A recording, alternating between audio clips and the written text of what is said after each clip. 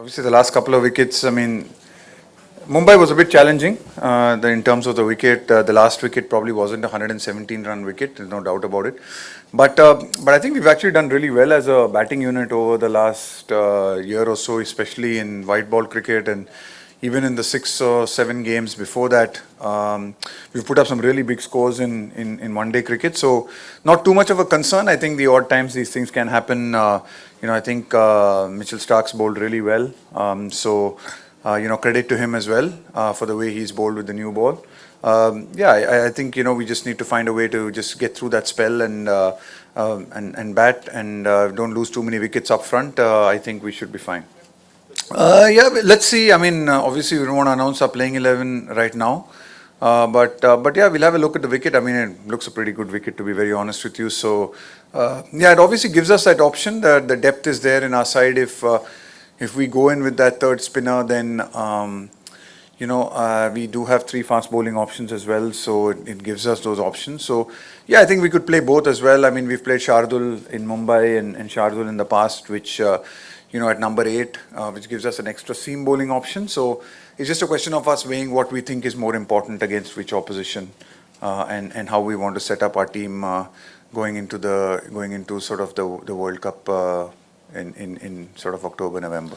So we are guided a little bit by the schedule. So I'm not really, I think after the IPL, we've obviously got the World Test Championship. There's a tour of West Indies, and then there's an Asia Cup, and then there are a few one days, I think, before the World Cup against Australia. So that's about what we'll get. I think with the kind of schedules we have, it's pretty hectic already. It's hard to add on games, and especially that time of the year in India is obviously the monsoon season.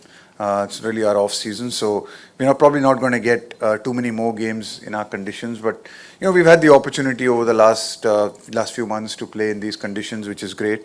I think coming out of the IPL, I think to a large extent we're pretty clear about the kind of squad and players we want. We've sort of almost narrowed it down to 17, 18 players. Obviously, we have a few guys who are sort of recovering from injuries and might come into the mix depending on the time frame of their recoveries and how long it takes for them to come back.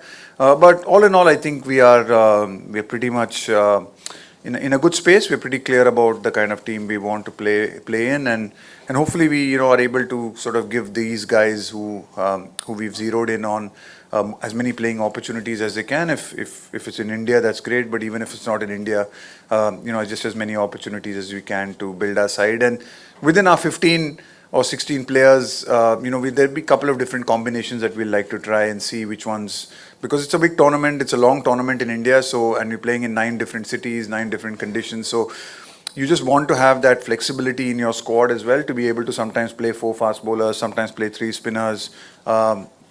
Just you want to have that flexibility. So we might keep, we won't, within the squad, we'd like to, sort of look at different options just to keep just to ensure that we've covered all our bases for all conditions. No, actually, I think we've, to a large extent, actually, to be very honest with you, we've actually, I think we've got a lot more clarity at the end of these 9 games, irrespective of whatever happens tomorrow. And I think we'll just keep building on that clarity. So like I said, we're kind of quite clear about the kind of squad we want. For us now, it's really just about the different playing 11 combinations and just ensuring that we play different combinations at times, just to ensure that we are able to do that in the World Cup, and we're not surprised by anything in the World Cup. So I think in terms of sort of what we want to take off, we're pretty comfortable.